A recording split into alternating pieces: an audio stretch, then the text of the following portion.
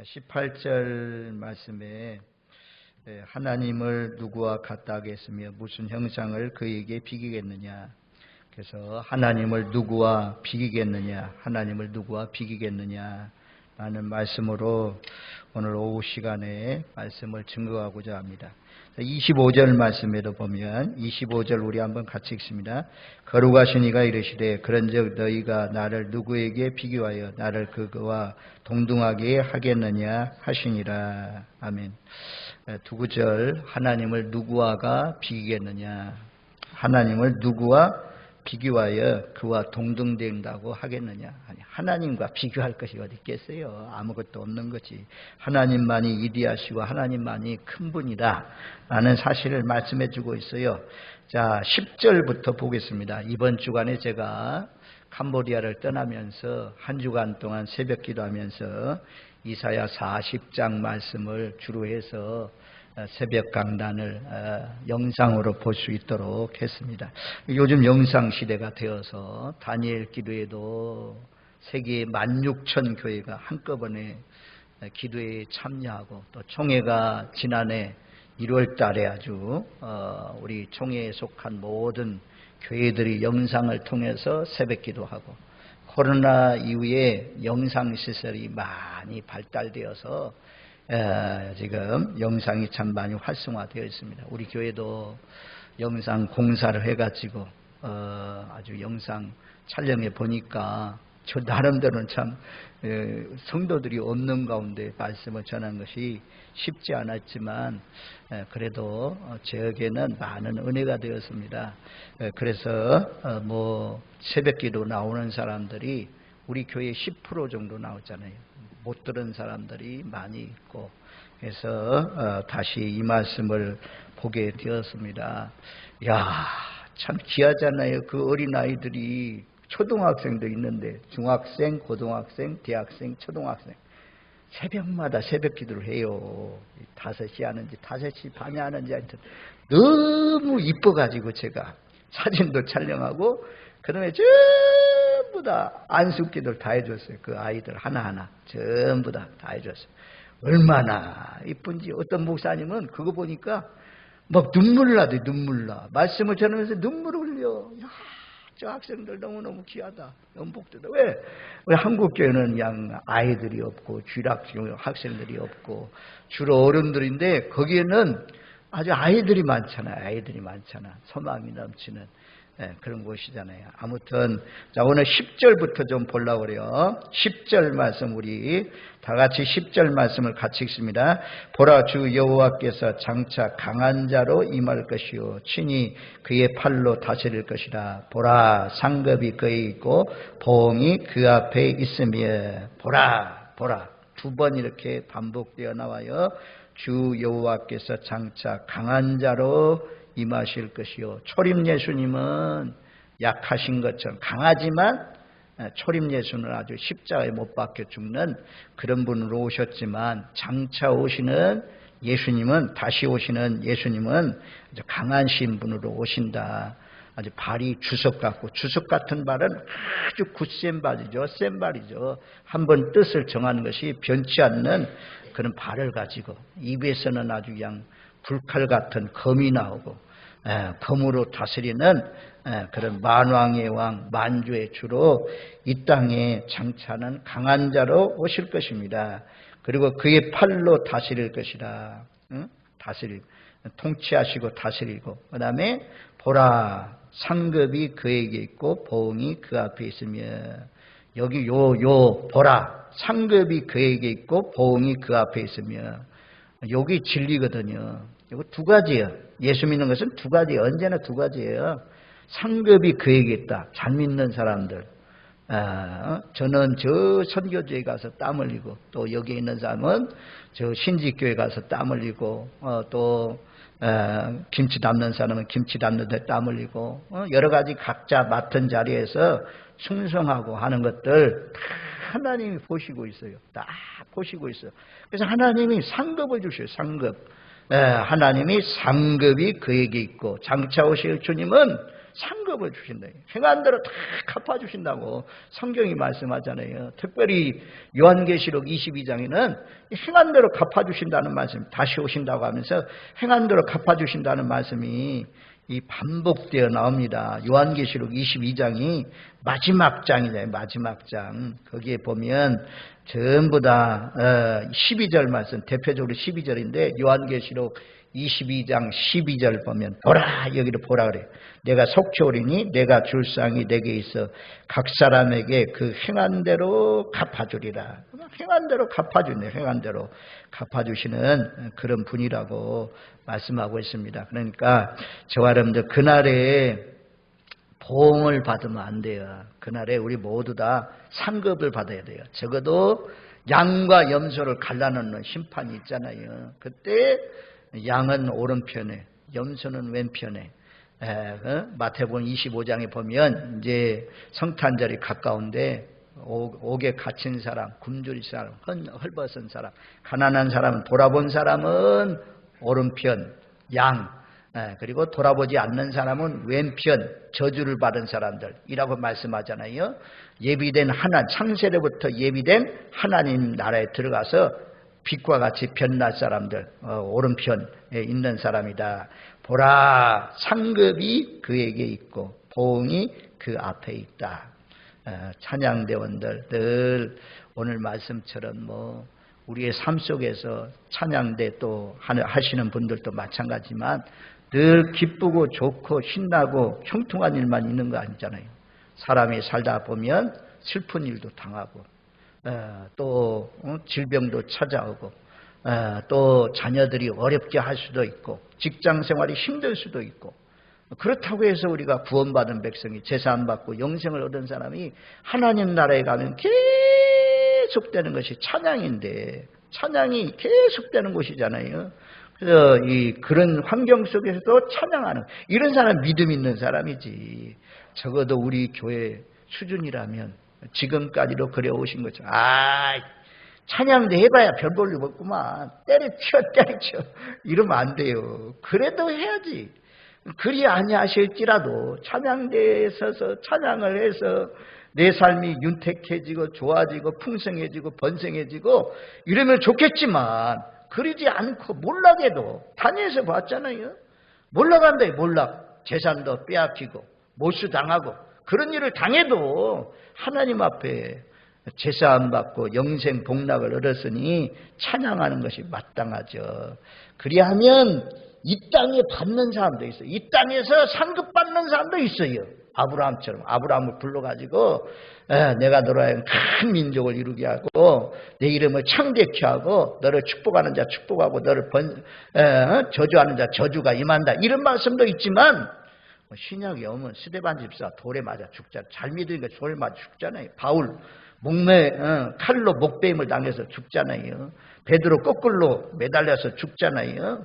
완전히 육신적으로 생각하면 세상적으로 생각하면 망한 사람들. 이 땅에 상이 아니잖아요. 저 하늘나라의 상. 그런 사람들의 상이 얼마나 크겠어요. 보라, 상급이 그에게 있다. 그 나라의 상을 바라보십시오. 우리 교회도 참 감사해요. 너무너무 감사해요. 좋은 교회. 야, 은퇴하시고 은퇴 좀 수고하셨다고 이 교회에서 주니까 축하금 주니까 다 몽땅 다 하나님 앞에 드리잖아요. 폐가 무슨 필요해요, 목사님? 다 필요 없어요. 그래서 폐 안 한대요. 안 했잖아. 그리고 임직 받는 사람 그래도 해주세요. 후배들 위해서 다 양보하고 해주고 참 이런 선배 우리 참 기름 부은 종들 항종직 일꾼들이 있기 때문에 우리 교회가 그나마 이 지역에서 그래도 이름을 나타내면서 믿음의 용맹을 떨치면서 지금까지 왔습니다. 계속해서 하나님 앞에 상이 있다는 사실을 기억하십시오. 보라, 상급이 그에게 있고 아멘? 아멘. 그 다음에 여기만 있는 거 아니잖아요. 보응이 그 앞에 있으면 심판이 있다는 거죠. 보응이 있다는 거죠. 내가 있다는 거죠. 내가 주의 이름으로 귀신도 쫓아내고 주의 이름으로 권능도 행하고 주의 이름으로 구제도 하고 그러면 주님이 뭐라고 그래요? 네 이름 나타냈지. 내가 너를 도무지 알지 못한다. 밖으로 쫓아내라. 이를 갈며 슬피 울미 있으리라 말씀하잖아요. 아주 그냥 지옥에 던져지면, 유황불못에 던져지면 그건 나올래야 나올 수가 없잖아요. 우리는 다 행한 대로 이 땅에서 못 받아도 하나님 나라는 반드시 받습니다. 하나님 나라 반드시 갚아주시는 그런 날이 있습니다. 베드로가 주님 앞에 와서 우리가 다 버리고 주님을 쫓았습니다.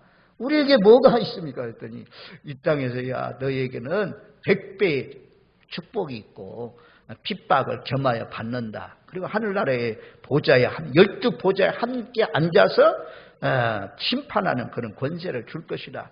라는 말씀이 있잖아요. 참 보라 하나님이 다시를 보라 하나님이 상급이 있고 보응이 그 앞에 있다. 라는 사실을 기억하면서 끝까지 잘 달려가십시오. 그래서 저도 면류관 쓰고 여러분들도 내가 죽도록 충성하라 그리하면 생명의 관을 쓰리라. 생명의 면류관을 씌워준다 라고 말씀하잖아요. 그때까지 잘 달려가서 우리는 보응받는, 벌받는, 영벌 받는 그런 편에 한 분도 없으시고 모두 다 상급받는 그런 복된 삶이 되시기를 주님의 이름으로 축원드립니다. 아멘. 그 다음에 11절 말씀 우리 같이 읽습니다. 11절 그는 목자같이 양떼를 먹이시며 어린 양을 그 팔로 모아 품에 안으시며 젖먹이는 암컷들을 온순히 인도하시리로다. 예수님은 목자같이 선한 목자로 이 땅에 오셨잖아요. 양떼를 먹이시며 아마 목동들 가운데도 이 양떼나 소떼나 염소떼를 잘 돌아봐야 될 텐데 돌아보지도 않는 아마 목동들도 있지 않겠어요? 악한 목동도 있죠. 사꾼 목동, 악한 목동, 양 가죽이나 벗겨먹고 기름진 것이나 잡아먹는 그런 못된 목자도 있다라고 말씀해요. 목자는 이제 지도자들 말씀해요. 영적으로 하나님 말씀을 전하는 선지자들, 제사장들, 또 왕들, 지도자들, 방백들 이런 사람들을 하나님이 백성들 돌보라고 세워놨는데 양떼는 돌보기는 뭘 돌봐. 그러지 않고 양고기나 먹고 양 가죽이나 뒤집어 쓰고 이렇게 살아가는 못된 지도자들이 있다는 거죠. 근데 하나님께서는 직접 이제는 하나님의 아들 예수님을 보내셔서 양떼를 먹이신다 그래요. 양떼를 먹이신다. 선한 목자로 오셨잖아요.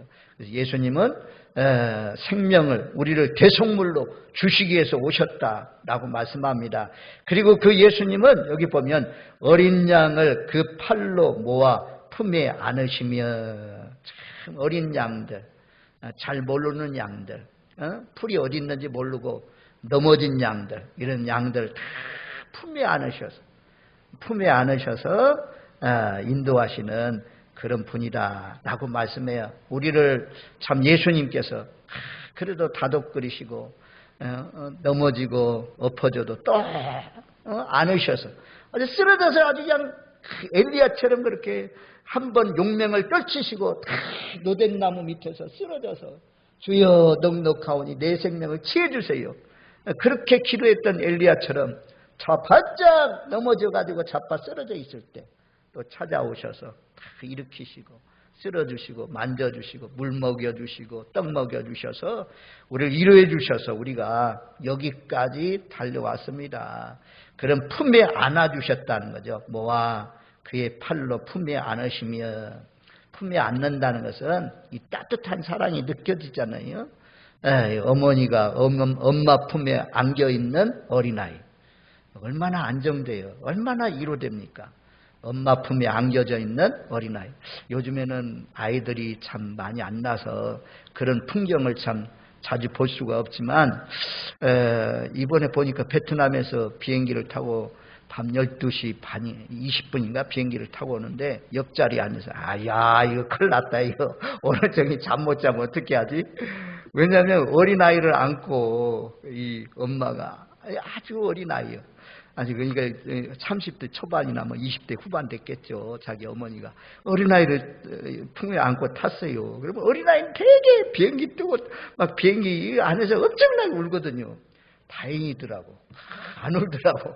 아직 떠서 내릴 때까지 안 울고 다 품에 안겨서 새록새록 잠자더라고. 딱 한두 번 말입니다. 이렇게 비행기 흔들고 할 때 좀 깨는 것 같은데 또 잠자고 이래가지고 잠 왔는데요. 품 안에 있는 우리가 하나님 앞에 어린아이 같아요. 하나님, 야, 목사가 돼가지고 네가 목사냐? 하나님 그런 적이 한 번도 없는 것 같아요.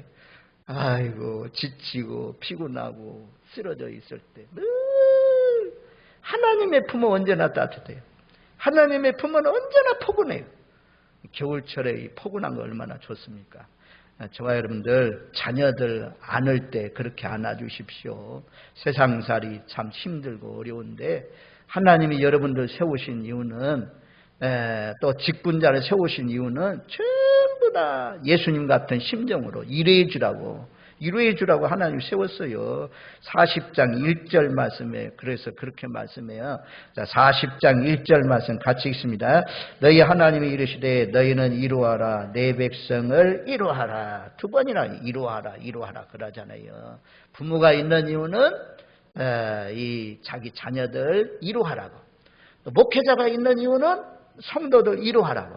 또 직분자를 세워주신 이유는 때로는 목회자도 이 위로가 필요할 때가 있잖아요. 위로하라고. 쌍방주로 서로 위로하라고 하나님이 말씀하십니다. 하여튼 예수님이 우리를 위로하듯이 어린 양들, 약한 양들, 흔들리는 양들, 이런 양들을 잘 품에 모아서 안아서 주님 품으로 인도하시는 저와 여러분들 되시길 바랍니다. 품에 안으신다. 우리가 이제 어머니의 품이 있고 사회의 품이 있어요. 어머니의 품만 있는 것만 아니에요. 사회의 품. 저는 사회의 품을 많은 혜택을 봤어요. 처음에 교회 갔더니 그때 저는 이제 처음 교회 갔으니까 아무것도 모르죠. 전부 다 지금 생각하니까 아마 권사님들인 것 같아. 권사님들이 자취한다고 강 선생님 이거 가지고 가요. 그 김치를 담아줘. 그 김치 가지고 와서 먹고 김치통 갖다 주고 이래 살았어요. 우리 그 대학교 교수 이분 전에 왔더니 막 좋아가지고 기뻐하고 그랬던 그 교수님은 그 사모님이 늘 불러가지고 저에게 밥도 대접해 주고 이 김치도 담아주고 했던 그 사회. 우리가 혼자 이렇게 된 거 아니잖아요. 가정이 못 해주면 사회에서 많은 혜택을 주잖아요. 그 나라에서도 어머니 품처럼 일해주고 또 사회에 잘 나가는 그런 사람들 통해서 장학금을 주고 이래서 사회의 품, 어머니의 품이 있지만 또 사회의 품이 있어요. 좋은 나라, 좋은 국가는 이런 복지 정책이 잘 돼 있어요. 지금 우리나라가 잘 살게 되어서 복지 정책이 참 잘 돼서 너무 감사하죠. 가난한 사람들 전부 다 대학교로 보니까 장학금이 있더라고. 국가에서 주는 장학금 갚아 나가지만 싼 유일에 주는 그런 것이 있어서 다닐 수 있잖아요. 사회품, 이런 사회품이 있습니다. 자연의 품이 있습니다. 자연의 품. 아니 우리 하나님 믿는 사람, 하나님 밖에 있는 사람은, 예수 밖에 있는 사람은 모르지만 하나님 안에 있는 사람은 적어도 공기 여러분들 안내하시는 사람은 공기 얼마나 참 시원하고 좋습니까? 이 공기. 하늘의 별들, 또 나무들, 새들, 이런 자연의 품 속에서 우리가 살아가는 거죠. 또 하나님의 품, 이런 것들이 전부 다 모아서 어머니의 품, 사회의 품, 자연의 품, 이런 것들이 다 하나님의 품인 거죠. 하나님의 품 안에서 우리가 하나님이 품어주셔서 지금까지 살아왔습니다. 그래서 범사에 감사하면서 살아야 돼요. 골로새서 2장 7절 말씀 한번 찾아줘 보세요. 골로새서 2장 7절 말씀에 보면 골로새서 2장 7절 그 안에 뿌리를 박으며 체험을 받아 교훈을 받은 대로 믿음에 굳게 서서 감사함을 넘치게 하라. 이 믿음에 굳게 서서 감사함을 넘치게 하라. 그래서 우리는 이 어머니의 품, 사회의 품, 자연의 품, 하나님의 품 속에서 자라왔으니 늘 감사하면서 사시기를 바랍니다. 그래서 또 여기 보면 암컷들은 온순히 인도하시는도다. 젖먹이는 암컷은 뭡니까? 임신부잖아요. 임신부. 저 서울에 가면 이제 제가 뭐 김포 공항에서 인천 공항으로 열차를 타고 가는데, 지하철을 타고 가는데 거기에 보면 임신부 앉는 자리가 있더라고. 그런 자리를 배려해 놓잖아요. 국가도 임신부를 배려하는데 어찌 하나님이 약한 자들 돌보지 않겠습니까? 그래서 하나님은 고아, 가부, 나그네 이거 전부 다 돌아보라고 말씀하잖아요. 어려운 사람들, 약한 사람들. 하나님 약한 사람들 편이요. 그래서 여기도 젖먹이는 앙컷들을 온순히 인도하시는도다. 목자는요 그런 마음이 있어요. 이제 새끼를 낳은 어미양, 새끼만 보호하는 거 아니죠. 그 어미양도 잘 보살펴 줍니다. 새끼를 낳았으니까 어느 정도 회복될 때까지 보살펴 주는 거예요. 그래서 또 튼튼한 양이 돼야 또 다른 양을 낳을 수가 있잖아요. 그래서 젖먹이는 앙컷들도 예수님은 아주 온유하게 인도해 주시는 그런 분이다. 이렇게 좋으신 예수님이요. 그 다음에 이제 12절 말씀에 그렇게 말씀해요. 자, 12절 말씀 우리 같이 읽습니다. 누가 손바닥으로 바닷물을 헤아렸으며 뼘으로 하늘을 쟀으며 땅에 티끌을 대에 담아 보았으며 접시 저울로 산들을 막대 저울로 언덕들을 달아 보았으랴. 하나님의 뼘이 얼마나 큰지 바닷물을 헤아릴 수 있는 뼘이라는 거죠. 바닷물을 헤아릴 수 있는 뼘. 그리고 이 뼘으로, 손바닥으로는 바닷물을 헤아리고, 뼘으로는 하늘을 헤아린다, 하늘이. 우리가 아무리 뼘 펴도 어떻게 하늘의 길이가 얼마나 큰지 우리가 잴 수가 있습니까? 땅의 티끌들을 대에 담아가지고 접시 저울로, 막대 저울로, 언덕들을 다 잴 수 있는 그런 분이다. 이 12절 말씀은 크고 위대하신 하나님이라는 거죠. 아주 그냥 강하신 하나님. 이 4번씩이나 의문문을 사용해서 전능하신 하나님, 강하신 하나님, 크신 하나님을 말씀하고 있어요. 자, 12절 말씀 우리 다시 한번 같이 읽습니다. 누가 손바닥으로 바닷물을 헤아렸으며 뼘으로 하늘을 쟀으며 땅에 티끌을 대에 담아 보았으며 접시 저울로 산들을 막대 저울로 언덕들을 달아 보았으랴. 누가 뼘으로 하늘을 재보고 바닷물을 손바닥으로 댈 수가 있느냐? 없다는 거죠. 하나님이 왜 없다는 거죠. 하나님만이 이렇게 크신 분이라 말씀해요. 자, 16절로 내려가서 16절 말씀부터 봅니다. 16절 말씀 같이 읽습니다. 보라, 그에게는 열방이 통에 한 방울 물과 같고 저울의 작은 티끌과 같으며 섬들은 떠오르는 먼지 같으리니. 아멘. 하나님이 보실 때는 열방, 바벨론 나라, 이때 당시에 바벨론 나라, 아수르, 애굽 이런 나라 대국이다. 우리나라는 소국이다. 하나님이 보실 때는 통에 물 한 방울이다. 섬 같은 데는 섬은요, 우리가 보기에는 제주도, 울릉도 얼마나 크게 보입니까? 하나님이 보실 때는 먼지, 떠오르는 먼지와 같다. 이것이 하나님이 위대하시고 크신 분이라 말씀해요. 자, 17절 말씀에도 보면, 자, 17절 말씀 같이 읽습니다. 그의 앞에는 모든 열방이 아무것도 아니라 그는 그들을 얻는 것 같이 빈 것 같이 여기느니라. 모든 열방 아무것도 아니다. 빈 것 같다 라고 말씀합니다. 이 말씀을 하는 이유는 바벨론 나라를 빼앗겼거든요. 바벨론 나라가 막 강하고 크고 막 위대하시고 오래가고 막 철옹성이고 이렇게 강한 나라일 것 같지만 하나님께서 선포해 이루어요. 야, 바벨론 걱정 마. 바벨론 나라는 너희가 믿는 하나님 보실 때는 통에 한 방울 물밖에 안 된다. 그들은 정말 하나님이 없어지게 하면 그 앞에 나오잖아요. 풀처럼 꽃처럼 사그라지고 만다. 바벨론 나라 크다고, 위대하다고, 강하다고, 천년 만년 갈 것 같다고 그렇게 생각하지 말라. 너희를 지배하고 다스리고 있지만 바벨론 나라는 풀과 같이 마르고 들의 꽃과 같이 떨어지는 그런 날이 올 것이다. 라고 하면서 이루하는 말씀이에요. 그에 비해서 바벨론 나라가 큰 나라, 애굽이 큰 나라, 아수라가 큰 나라고 여기지만 그러나 하나님이 보실 때는 아무것도 아니다.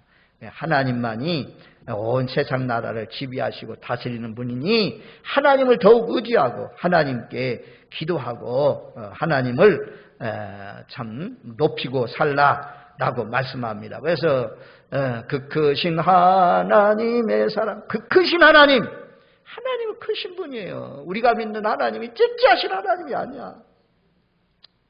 입을 넓게 열어야 되겠더라고요.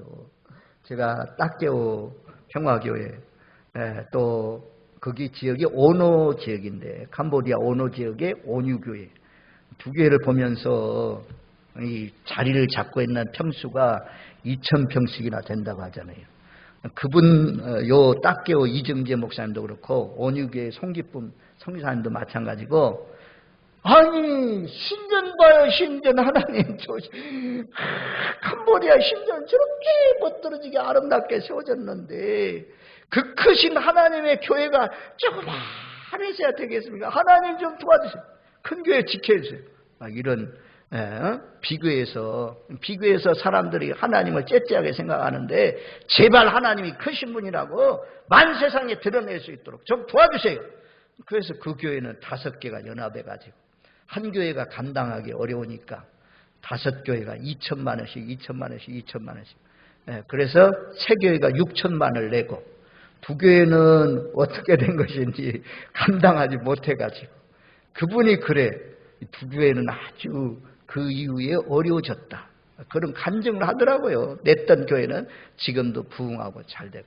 성기사님이 그런 말씀하면서 하여튼 하나님의 은혜 가운데 은혜로 나머지도 다 채워져서 그 아름다운 교회를 건축할 수 있었다 말씀해요. 자, 우리가 계속 반복되는 말씀이 하나님은 크신 분이라는 거죠. 하나님과 비교할 것이 어디 있느냐. 내가 믿는 하나님이 이렇게 크신 분이다라고 하면서 이루하는 거죠. 이루하는 거. 세상 바라보지 말라. 권력자를 바라보지 말라. 오직 하나님만 앙망하고 하나님만 높이라는 것입니다. 그리고 이제 오늘 말씀해 보면 또 13절 말씀 보세요. 자, 13절, 14절 우리 2절 말씀을 같이 읽습니다. 누가 여호와의 영을 지도하였으며 그의 모사가 되어 그를 가르쳤으랴. 그가 누구와 더불어 의논하셨으며 누가 그를 교훈하였으며 그에게 정의의 길로 가르쳤으며 지식을 가르쳤으며 통달의 도를 보여주었느냐. 아멘. 하나님은요, 지혜가 뛰어난 분이죠. 하나님은 지혜의 근본이잖아요. 아니, 사람이 아무리 지혜롭다고 해도, 솔로몬이 아무리 지혜롭다고 해도 하나님의 지혜를 뛰어넘을 수가 있습니까? 다니엘이 하나님의 지혜를 뛰어넘을 수가 있습니까? 요셉이 하나님의 지혜를 뛰어넘을 수가 있습니까? 없는 거죠. 하나님을 가르칠 수 있는 사람이 어딨냐? 하나님이 의논할 사람이 어디 있느냐? 정의의 길로 가라고 지식을 가르칠 수 있는 것이 어딨냐. 하나님은 아주 지도할 수 있는 사람이 없다. 하나님은 하나님의 지혜가 아주 월등하고 비교할 수 있는 그런 분이 아니라고 말씀해요. 그런 이 하나님이 누구에게 지혜를 주십니까? 자, 이사야 11장 말씀에 보면 11장 2절 말씀에 보면, 자, 이사야 11장 2절 우리 한번 같이 읽습니다. 그에 의해 여호와의 영 곧 지혜와 총명의 영이요 모략과 재능의 영이요 지식과 여호와를 경외하는 영이 강림하시리니. 아멘. 성령은 지혜와 총명의 영, 지혜와 총명의 영이고 모략과 재능의 영이다. 지식과 여호와를 경외하는 영이라 라고 말씀해요. 그래서 아주 미련하고 둔하고 공부도 못하고 이런 사람들이 하나님 믿고 나서는 막 이게 열려, 뚜껑이 열려, 지혜가 점점 더해져요.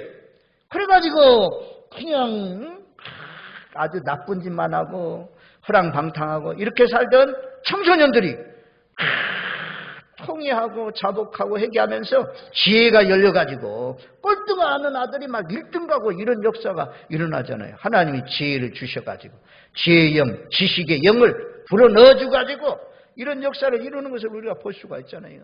하나님의 은혜 안에 살면 계속해서 지혜가 더해집니다. 하나님과 가까이 살면 지혜가 더해져요. 하나님과 멀어지면 불순종하면 미련해져. 자꾸 속아요. 자꾸 미련해져. 판단력이 흐려져. 판단력이 아주 날카로우려면 하나님과의 관계가 아주 잘 이루어져야 됩니다. 하나님의 지혜. 하나님은 누구도 비교할 수 없을 만큼 큰 지혜로운 분이다 라는 사실을 기억하십시오. 오늘 제가 특별히 12절 하나님보다 크신 분은 없다. 온 땅 우주 만물을 지으신 하나님은 무지무지하게 크신 분이다. 우리가 믿는 하나님은 아주 크신 분이다. 두 번째는 하나님은 지혜의 왕이다.